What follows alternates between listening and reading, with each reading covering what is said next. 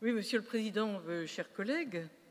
Donc oui, vous l'avez rappelé, Monsieur le Président, notre agglomération a connu une flambée de violence urbaine, démarrant dans le quartier de Pont-à-Nézenne, mais un petit peu aussi dans d'autres quartiers.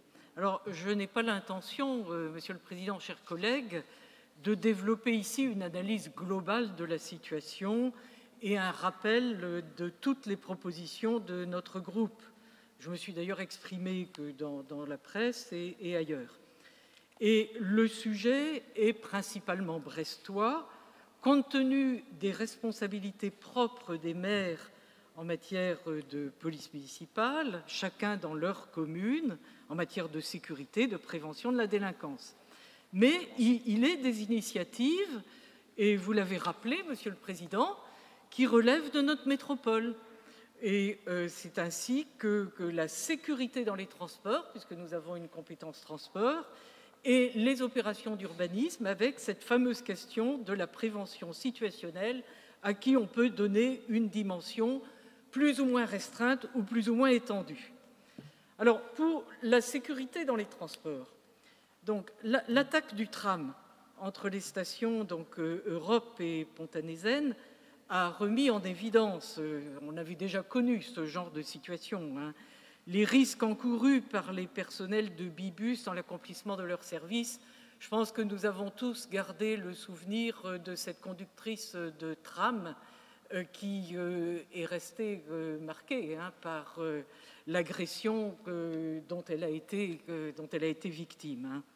Et on comprend dans ces conditions que le personnel ait fait valoir son droit de retrait et qu'il ait été demandé un renforcement des mesures de sécurité.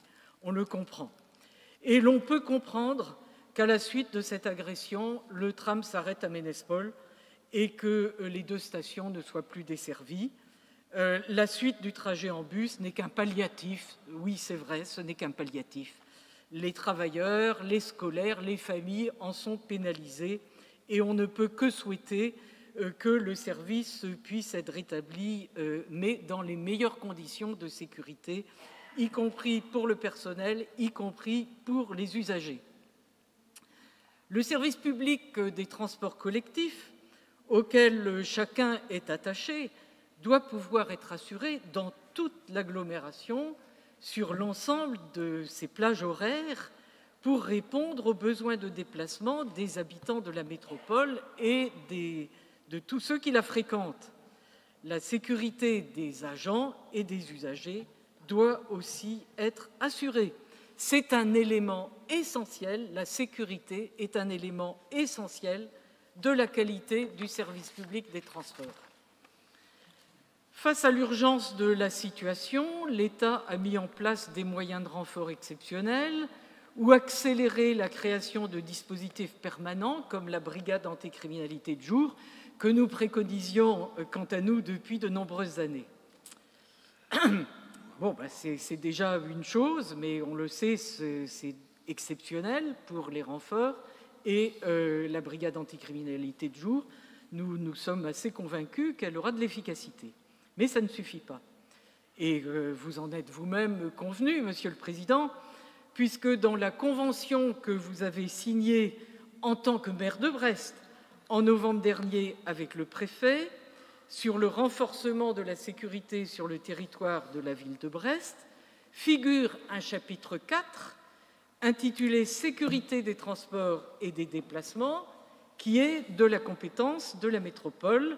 Et vous indiquez d'ailleurs, puisque vous aviez signé ce document avant de le présenter au conseil municipal, vous aviez signé ça avec le préfet en disant que vous vous engagiez à présenter les mesures qui relevaient des conseils, soit du conseil municipal, soit du conseil de la métropole, devant ces instances. Vous preniez simplement un engagement, si on peut dire, politique et moral vis-à-vis du préfet, mais je pense qu'un engagement politique et moral, une signature, ça a quand même de l'importance. Donc ce chapitre 4 que vous avez signé avec le préfet, il y figure, c'est intéressant d'ailleurs, un rappel des dispositifs déjà existants et notamment la présence d'agents de médiation de l'association Vivre la Ville, d'agents de sécurité privée sur certains créneaux horaires, et le déploiement de 580 caméras sur le réseau, 160 dans les rames de tram, 362 dans les bus et 49 dans les stations de tram. Il est d'ailleurs précisé dans le document que vous avez signé qu'à 72 reprises, il y avait eu des réquisitions de la part des services d'enquête pour que les vues qui avaient été prises par les caméras puissent servir pour des investigations des services de police. Donc ça, c'est pour l'existant que vous rappeliez, et ma foi, c'est déjà quelque chose. Mais il y figurait aussi, puisque vous aviez fait un constat que la situation n'allait pas et qu'il fallait l'améliorer, en commun avec le préfet, il figure aussi ce que vous appelez des perspectives pour renforcer la sécurité dans les transports. Donc, s'agissant, alors il y a des choses qui relèvent de l'État, et puis il y a des choses qui relèvent de la collectivité, et en l'occurrence, la collectivité, c'est la métropole. Il est fait état, dans ces perspectives, de la création d'une brigade de tranquillité des transports, je vous cite, ce sont vos mots, spécifiquement dédiée à la tranquillité sur le réseau de transport en commun, intervenant sur tout le territoire de la métropole dans les bus de nuit, trams, stations, de jour comme de nuit, toute l'année. Vous précisiez même qu'elle serait composée de 15 agents. Alors, vous connaissez notre scepticisme ici au groupe Brest C'est Vous par rapport au statut que vous envisagez pour les personnels, que ce soit de la brigade de tranquillité urbaine et sans doute aussi pour cette brigade de tranquillité des transports. Je crois que vous envisagez un statut d'ASVP. Nous pensons qu'il faut une véritable police municipale et que des agents appelés à intervenir dans des circonstances souvent un petit peu dangereuses aient vraiment le statut de policiers municipaux avec la formation et l'armement qui va avec. Mais vous avez donc pris cet engagement de recruter 15 personnels pour constituer une brigade de sécurité des transports. Nous considérons que c'est insuffisant, mais ce serait déjà un premier pas. Et nous vous demandons donc que soit soumise très rapidement à notre Conseil, au Conseil de la métropole, la création d'une telle équipe dont les personnels doivent pour nous évidemment avoir le statut de personnels municipaux. Mais nous avons vu que au Conseil municipal de Brest, nous avons voté intégralement vos propositions, même si, vous le savez bien, ça ne correspondait pas à la politique que nous préconisions, mais nous considérions que ça faisait déjà un petit pas dans la bonne direction. C'est une attente légitime, tant des personnels de Bibus que des usagers. Le deuxième sujet qui est de la compétence de notre métropole, vous l'avez vous-même souligné et fait intervenir vos collaboratrices compétentes, vos vice-présidentes en charge, c'est les questions d'urbanisme et de logement. Alors, vous vous satisfaites des études de prévention situationnelle que vous avez réalisées. À vrai dire, on est moyennement au courant. On avait été au courant de celle de la place de la Liberté, il y a eu une étude qui a été faite, oui, par un spécialiste, ça on l'avait vu, sauf il fallait fermer entre les magasins, faire des petites terrasses, que ce soit plus convivial. Ça n'a pas empêché les trafics, les bagarres de prospérer après que les aménagements aient été réalisés. De la même manière, mais là je dois dire que ça a été plus efficace, l'opération sur les Bahamas a fait l'objet d'une véritable étude et les réalisations qui ont été mises en place pour y faire suite, pour l'instant, se révèlent de bonne aloi. Mais dans tous ces domaines, il faut le faire systématiquement. Nous avons suivi de très près l'opération du Haut-de-Jaurès. Avec mon équipe, nous avons participé pratiquement à toutes les réunions de concertation. Et heureusement que nous étions là quelquefois, ça faisait nombre. Oui, je me souviens notamment d'une réunion où on était majoritaire. Il a été dit de très belles choses. Une fois n'est pas coutume, Madame Alban. C'est exceptionnel. Vous n'avez plus grand-chose à dire parce qu'en termes de majorité, vous avez gagné les élections, mais quand on ne fait pas 50%, on ne la ramène pas en disant qu'on fait un plébiscite. Voilà. Ah non, mais attendez, ça va, ça va. Non, mais attendez quand même. Bon, si on est content avec 9200 Brestois, bon, moi je ne suis pas contente. Moi je ne suis pas contente. Voilà. Bien sûr, ça je comprends. Vous non plus, vous ne devriez pas l'être. Vous ne devriez pas l'être. 13%. Non, mais enfin, je ne suis pas contente et vous ne devriez pas l'être. Donc, sur le Haut-de-Jaurès, pour revenir au Haut-de-Jaurès, on est allé à toutes les réunions. Il y a eu des diagnostics qui étaient plutôt intéressants. Nous trouvions ça intéressant. Un petit peu comme le premier diagnostic de Paola Vigano sur les Capucins et sur la Pinfel, avec des idées de faire de la transversalité, de couper les tunnels, etc. Enfin, des idées qui relevaient effectivement du genre d'études qu'on peut attendre. Malheureusement, après, dans la réalisation, c'est largement perdu de vue. Je vous passe les opérations Cerdan, Adoration, etc. À chaque fois, je suis venu titiller un petit peu vos vice-présidentes pour leur demander, pour les supplier même, parce que nous cherchons le bien de la ville et le bien de l'agglomération, de prendre en compte nos suggestions.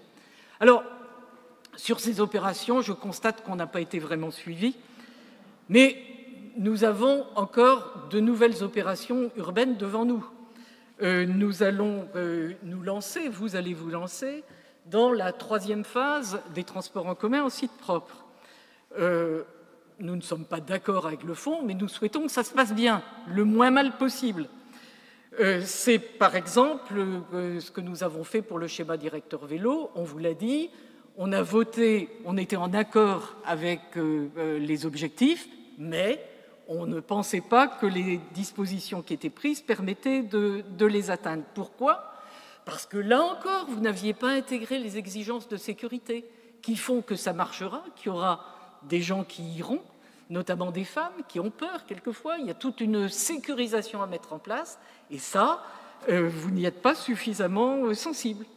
Alors, la première ligne de tram, elle a constitué une nouvelle offre de déplacement. Bon, mais elle a aussi favorisé la constitution de plaques tournantes pour les trafics aux nœuds modaux. Ici, place de la Liberté, on a la ligne de tram, mais on a 10 lignes de bus. Et que vous avez vu dans les différents commentaires qui ont été faits à l'occasion des événements de Pont-à-Nézen et les autres, certains venir vous expliquer benoîtement comment ils utilisaient le tram et le réseau des bus pour faire leur trafic, et on n'arrête pas de le favoriser. La place de la Liberté, le bas de Jaurès, où se croisent la première ligne de tram et une dizaine de lignes de bus, sont devenus des hauts lieux des trafics et de la délinquance. Alors, pour la 3e phase, avec la 2e ligne de tram, le BHNS, qui vont évacuer la circulation automobile de nombreuses voies, nous demandons vraiment que l'on prenne en compte les problèmes de sécurité, que l'on anticipe et que ça débouche sur des aménagements favorisant la tranquillité publique, ce qui veut dire évidemment des systèmes de caméras, d'éclairage, d'aménagement et la mise en place évidemment d'un accompagnement physique comme ce qui faisait l'objet de ma demande concernant vos brigades de tranquillité des transports. Parce qu'à chaque événement défrayant la chronique, vous dénoncez et vous en appelez à l'État. Alors, il y a un partage des responsabilités. Il y a des responsabilités à l'État, à la fois côté police, côté préfecture, côté justice. Il y a des responsabilités propres du maire, il y a des responsabilités de la commune, du conseil municipal, il y a des responsabilités de la métropole. Il y a de nombreuses responsabilités que vous pourriez prendre, que vous pourriez nous proposer, et qui ont fait leur preuve dans la prévention de la délinquance. Ce que je souhaite dire ici, c'est que même si nous ne sommes pas d'accord, même si nous ne faisons pas les mêmes analyses, il y a une priorité, c'est d'assurer la sécurité de notre agglomération, que vous avez des moyens que vous n'avez pas encore employés pour la réaliser, et nous vous supplions de devenir enfin attentifs et de vous saisir de cette question. Il est urgent d'agir.